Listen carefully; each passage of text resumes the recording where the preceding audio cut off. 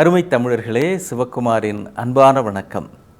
இந்த காலை நேரம் அது கோடை காலமோ குளிர்காலமோ மழை காலமோ எதுவாக இருந்தாலும் சூரியன் உதிக்கிறப்போ அது ரொம்ப அழகாக இருக்கும்.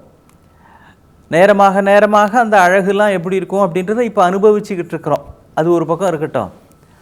ஆனால் கூட காலை நேர சூரிய உதயம் இந்த பூமியிலிருந்து பார்க்கிற பொழுது பேரழகாக இருக்கிறது. ஒரு உண்மை தெரியுங்களா?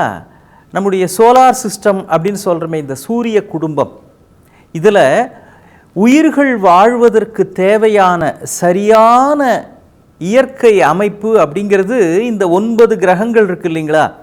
இதில் பூமியில் மட்டும்தான் இருக்கா. எனது பூமியில் மட்டும்தான் இருக்குது. வேறு எந்த கிரகத்துலேயும் தண்ணி கூட இருக்குது அப்படின்றதுக்கு உத்தரவாதம் இல்லை. அப்படியே இருந்தால் கூட இப்போ பூமியில் நமக்கு கிடைக்கிற அளவுக்கு இந்த பஞ்சபூதங்களும் சரியான அளவில் வேறு எங்கும் அமையவில்லை. அதுக்கு என்ன காரணம் சொல்கிறாங்க அப்படின்னா, சூரியனை சுற்றி கிரகங்கள் எல்லாம் வந்துக்கிட்டே இருக்கு இல்லைங்களா? இதில் நம்முடைய பூமி மட்டும்தான் சூரியனுக்கு சரியான தூரத்திலே இருக்கிறது.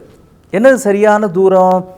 இப்போ பூமிக்கும் சூரியனுக்கு நடுவில் இருக்கிற இந்த இடைவெளி அது கொஞ்சம் குறைஞ்சி சூரியன் கிட்டக்க ஒரு ஒரு ஒரு 10 அடி தூரம் கிட்டக்க வந்தாலோ அல்லது பூமி ஒரு 10 அடி தூரம் முன்னால் போனாலோ பூமியில் எந்த உயிருமே வாழ முடியாதான், அப்படியே தகிக்கும். இப்போ அப்படிலாம் முன்னால் போகாமையே இப்போ அப்படி தான் இருக்குது, அது வேற.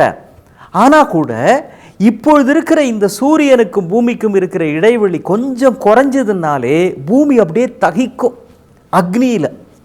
சரி, இந்த தூரம் கொஞ்சம் அதிகமாக போனால் அப்படியே பனியில் பூமியே உறைந்து விடும். அப்படிதான் ஆராய்ச்சியாளர்கள்லாம் சொல்கிறாங்க.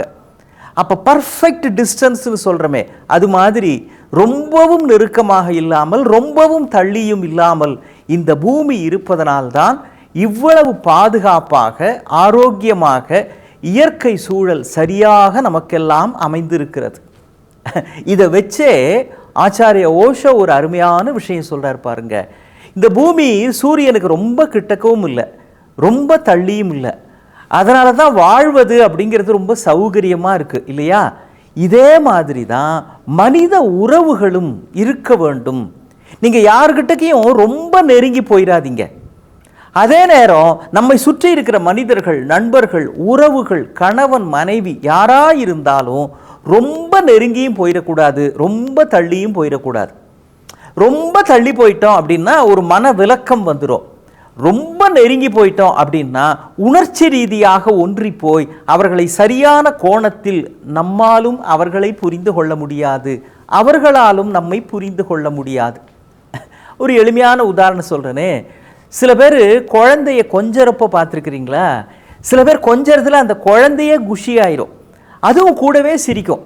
அவர் திடீர்னு ஒரு கோணைத்தனம் பண்ணுவார், குரலை வேறு மாதிரி மாற்றி பேசுவார், அப்புறம் நாக்கு அப்படி வெளியில் அப்படி நீட்டி அதுக்கு ஒரு அழகு காட்டுவார். இதெல்லாம் பார்த்து அந்த குழந்தை சிரிக்கும். சில பேர் குழந்தைய கொஞ்சறன்னு அதை படுத்தி எடுத்துருவாங்க. என் செல்ல குட்டி அப்படின்னு அதோட கன்னத்தை ஒரு திருகுவாங்க. அது 3 நாளைக்கு மூக்கால் அழுதுகிட்டு இருக்கும், அப்படி வலிக்கும்.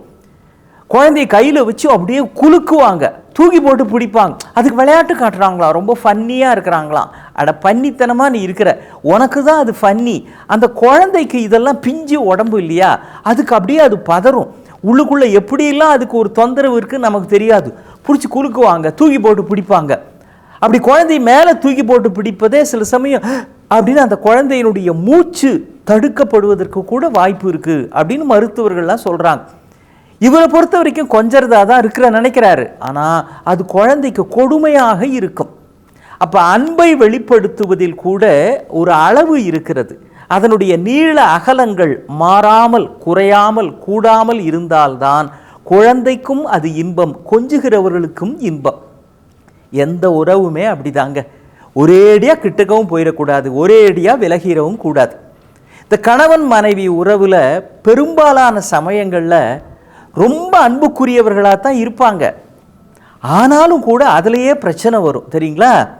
கணவன் தங்கிட்ட ரொம்ப அன்பாக இருக்கணும்னு மனைவி எதிர்பார்க்க, மனைவி ரொம்ப அன்பாக இருக்கணும்னு கணவன் எதிர்பார்க்க. அவங்களுக்கும் அவங்கவங்க வேலைகள்னு ஒன்று இருக்கும். கணவனாக இருந்தால் அவருக்கு அலுவலகத்தில் பிரச்சனை, மேலதிகாரியால் பிரச்சனை, கூட வேலை செய்கிறவங்களால அந்த மாதம் டார்கெட் அச்சீவ் பண்ணலையே, இப்போ இன்கம் டேக்ஸ் கட்டணமே, எவ்வளவோ பிரச்சனைகள் உள்ளுக்குள்ளே ஓடிக்கிட்டு இருக்கோம். அந்த நேரம் பார்த்து அந்த அம்மா, நான் இன்னைக்கு புது சாரீ கட்டிக்கிட்டு இருந்தேன், அதை அவர் கவனிக்கவே இல்லை, அவர் முதல்ல என்னை பொண்ணு பார்க்க வந்தப்போ நான் கட்டிக்கிட்ட புடவை அது இன்னைக்கு ஞாபகம் வச்சுக்கிட்டு என்னை பாராட்டுவார்னு நினச்சேன், அவர் கொஞ்சம் கூட அதை கவனிக்கவே இல்லையே அப்படின்னு அந்த அம்மா மனசுக்குள்ளே வருத்தப்படுவாங்க. இந்த வருத்தம் தேவையா? அவர் கவனம் வேற எங்கேயோ இருக்கு. அதுதான் பிரீத்திங் டிஸ்டன்ஸ். ஒருவரை என்னதான் தழுவி கொஞ்சினாலும் கூட மூச்சு விடுகிற அளவிற்கு அந்த தழுவல் இருக்க வேண்டுமே தவிர, மூச்சை அடைக்கிற அளவுக்கு இறுக்கி பிடிச்சா அது அன்பை வெளிப்படுத்துவது ஆகாது. அதே மாதிரி தான் மனதால் ஒருவரோடு பழகுகிற விதம் என்பதும் கூட அவர்களுக்கு இடையே இருக்கிற அந்த இடைவெளி எந்த தொந்தரவையும் ஏற்படுத்தாத விதத்தில் இருக்க வேண்டும். இது பூமிக்கும் சூரியனுக்கும் இருக்கிற இடைவெளி எப்படி கூடாமல் குறையாமல் இருக்கிறதோ அதே மாதிரி தான் நம்முடைய வாழ்க்கையிலும் நாம் சிலருக்கு மையமாக இருக்கலாம். எப்படி சூரியன் எப்படி இந்த பூமி மற்ற கிரகங்களுக்கு மையமாக இருக்கிறதோ அது மாதிரி சில பேருடைய வாழ்க்கையில் நாம் அவர்களுக்கு மையமாக இருக்கலாம், அல்லது அவர்கள் நமக்கு மையமாக இருக்கலாம். யாராக இருந்தாலும் நாமும் எல்லை மீறி நெருங்கவும் கூடாது, எல்லை தாண்டி விலகிவிடவும் கூடாது. நம்ம வள்ளுவர் பாட்டன் சொல்றார் பாருங்க, அகலாது அணுகாது தீக்காய்வார் போல்க இகழ்வேந்தர் சேர்ந்தொழுகுவார். ராஜா கிட்டலாம் நெருங்கி பழகிறப்போ ரொம்ப கிட்டக்கையும் போயிடக்கூடாதான், ரொம்ப தள்ளியும் போயிடக்கூடாதான். இது இகழ்வேந்தருக்கு மட்டும்தான் அப்படின்னு இல்லை, யாரிடத்தில் பழகினாலும் ஒரு குறிப்பிட்ட எல்லைக்கு தாண்டியும் செல்லக்கூடாது, விலகியும் செல்லக்கூடாது. அவரவர்களுக்கு உரிய இடத்தை வழங்கினால்தான் மிக இனிமையான அருமையான உறவாக அது நீடிக்கும். இல்லை என்றால் துன்பங்கள் பீடிக்கும். அளவறிந்து பழக வேண்டும். வாங்க பழகலாம் அப்படின்னு ஒருத்தர் கூப்பிட்டா கூட பழகுவதற்கு அப்படின்றது ஒரு அழகு இருப்பதாகவும் இருந்தால்தான் அந்த பழக்கம் இனிமையானதாக இருக்கும். இனிமே சந்திப்போம். வணக்கம்.